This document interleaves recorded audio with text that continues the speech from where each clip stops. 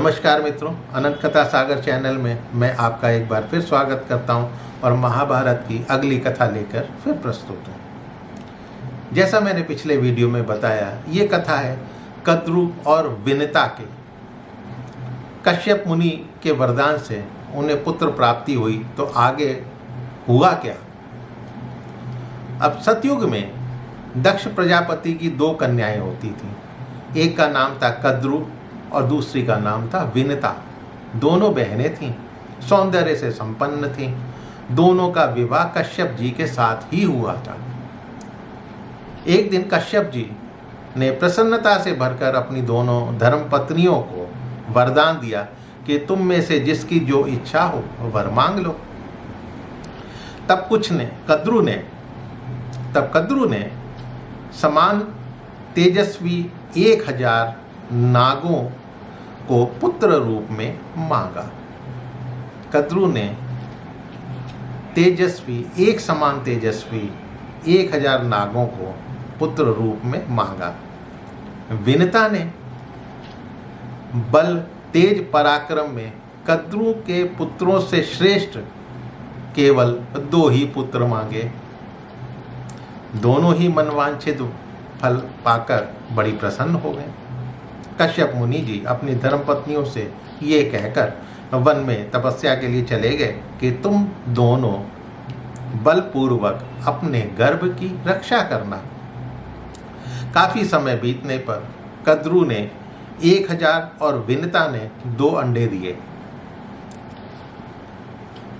दासियों ने दोनों के अंडों को गर्म बर्तनों में रख दिया।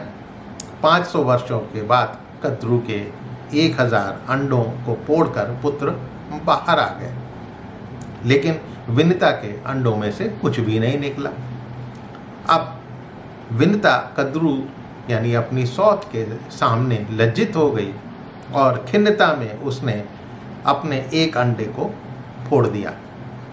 जब अंडे को फोड़कर देखा तो उसके पुत्र का ऊपरी भाग तो विकसित था, लेकिन निचला भाग पूर्णतः विकसित नहीं था। क्रोध में उस पुत्र ने विनिता को श्राप दे दिया कि जिस सौत से डाह के कारण तूने मुझे विकसित नहीं होने दिया, उसी की 500 वर्षों तक तू गुलामी करेगी, दासी बनकर रहेगी और दूसरे अंडे में जो तेरा पुत्र है वही तुझे छुटकारा दिलाएगा। लेकिन ऐसा तभी संभव है जब तू उसको भी अंडा फोड़कर निकाल दे, आधा अधूरा बना दे। अब यदि इस बालक को विशेष बलवान बनाना चाहती है तो 500 वर्षों तक धैर्य धारण कर और इसके जन्म की प्रतीक्षा कर। ये श्राप देकर वो बालक, अरुण उसका नाम था, उस बालक का जो आधा अधूरा विकसित हुआ था उसका नाम था अरुण, वो अंतरिक्ष में उड़ गया। और तभी से प्रातःकाल हमेशा जो लाली दिखाई देती है, सूर्य की लालिमा जिसको बोलते हैं, उस रूप में विनिता के पुत्र अरुण का ही दर्शन होता है। इसीलिए कहते हैं कि अरुण की लालिमा। वो सूर्य देव के रथ पर सवार होकर उनके सारथी का काम संभालने लगा। बाद में समय पूरा होने पर सर्प संहारक गरुड़ का जन्म होता है। उसी अंडे में से जो रह गया था। गरुड़ जन्म लेते ही भूख से व्याकुल हो चुका और विधाता ने जो आहार उसके लिए नियत किया था, अपने भोजन को पाने के लिए अपनी माता विनिता को छोड़कर आकाश में उड़ गया। तो ये कहानी थी कद्रु विनिता के द्वारा सर्पों को पैदा करने की और गरुड़ के पैदा होने की। तो मित्रों, ये कथा पसंद अवश्य आई होगी। मेरे चैनल को सब्सक्राइब करना मत भूलिएगा।